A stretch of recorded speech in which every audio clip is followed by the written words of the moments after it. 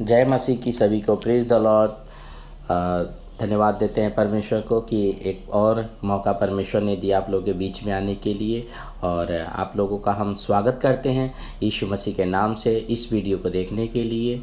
और आज का जो वीडियो है, ये वीडियो सिर्फ जो परमेश्वर के लोगों को विरोध करते हैं उनके लिए है, ताकि वो भी ये देखें और परमेश्वर के वचन को समझें। क्योंकि बहुत सारे लोग हैं जो मसीह के लोगों को विरोध करते हैं, परमेश्वर को नहीं जानते हैं। तो आज परमेश्वर उन लोगों से वचनों के द्वारा परमेश्वर उनसे बातें करे, उनका मन हृदय खुले और वो भी परमेश्वर को जानकर अपना मन फिराकर यीशु मसीह पर विश्वास करे कि उनके लिए ही यीशु मसीह क्रूस पर मरा और इस जगत में उन्हीं के लिए आया बचाने के लिए। वचन में लिखा है कि परमेश्वर ने पापियों को बचाने के लिए आया। धर्मियों को बचाने के लिए, वो पापियों को ही बचाने के लिए आया। तो ये वीडियो उनके लिए है और परमेश्वर उनसे बातें करे। तो हम आज इस विषय के ऊपर हम बात करेंगे। देखिए, एक मिनट, तो हम उसके ऊपर आज बात करेंगे। हम खोलेंगे आमोस का किताब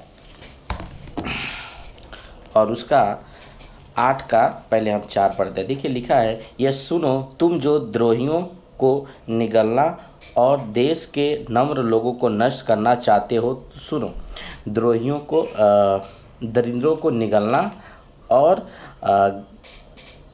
नम्र लोगों को नष्ट करना चाहते हो।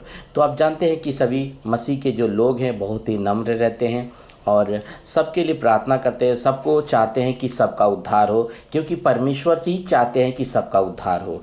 तो जो सत्य को जानते हैं वो चाहते हैं कि भाई जो खरी शिक्षा है और जो सुसमाचार है वो सबके पास पहुंचे। इसलिए वो बहुत ही प्रेम भाव से, वो गाली के बदले गाली नहीं देते हैं, वो लड़ाई झगड़ा नहीं करते, बड़ी ही नम्र रहते हैं। तो परमेश्वर कहते हैं कि तुम जो नम्र लोगों को तुम नष्ट देश से निकाल देना चाहते हो। कुछ लोग क्या कहते हैं कि जे तुम बाहर देश के चले जाओ, ऐसा करके वो लोग बात करते हैं, विरोधी लोग जो परमेश्वर ने, उनसे परमेश्वर कहते हैं ये बातों को। तो उनसे परमेश्वर क्या कहते हैं, देखिए लिखा है कि वचन 11 को भी हम पढ़ेंगे। परमेश्वर यहोवा की ये बाणी है, देखो, ठीक है, ऐसे दिन आते हैं जब मैं इस देश में महंगी करूँगा और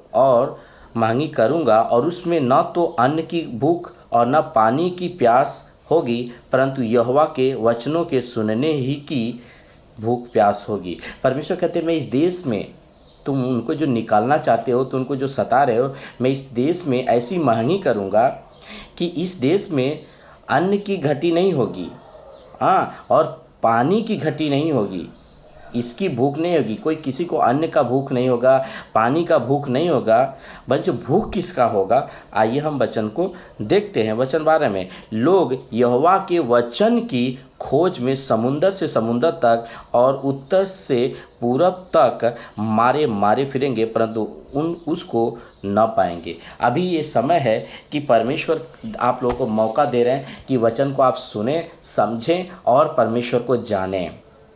ठीक है, एक और वचन पढ़े, 2 कुरिन्थियों 5:20। देखिए, इसलिए हम मसीह की राजदूत हैं, इसलिए कि हम मसीह के राजदूत हैं, मानो परमेश्वर हमारे द्वारा आपसे विनती कर रहा है कि हम मसीह की ओर से निवेदन करते हैं कि परमेश्वर के साथ आप मेल मिलाप कर लीजिए। हम मसीह की ओर से, मेरे भाइयों, आपसे निवेदन करते हैं कि आप लोग जो है कि परमेश्वर से मेल मिलाप कर लीजिए, क्योंकि ऐसा दिन आएगा कि परमेश्वर इतनी महंगी करेंगे कि वचन के लिए, कोई भोजन के लिए नहीं, वचन सुनने के लिए समुंदर से समुंदर और जो है कि पूरब से पश्चिम तक लोग फिरेंगे वचन को सुनने के लिए, और नहीं मिलेगा। वचन में लिखा है, साफ नहीं मिलेगा।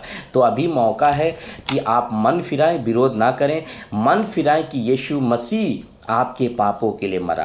वो कोई पापी नहीं था, कोई बेचारा नहीं था, वो राजाओं का राजा है, वो प्रभुओं का प्रभु है। वो आपके पाप के लिए मरा, और आपका पाप क्या है आपको नहीं पता है। आप एक अंधे व्यक्ति हैं, आपको सच्चाई नहीं पता है। हमको भी सच्चाई कुछ पहले नहीं पता था, लेकिन सच में परमेश्वर सबसे प्रेम करता है। इसीलिए लिखा है यूहन्ना 16 में कि परमेश्वर ने जगत से प्रेम किया कि उसने अपना एकलौता पुत्र दिया ताकि जो कोई इस पर विश्वास करे वो अनंत जीवन पाए। तो यहाँ पे बात हो रही है अनंत जीवन की।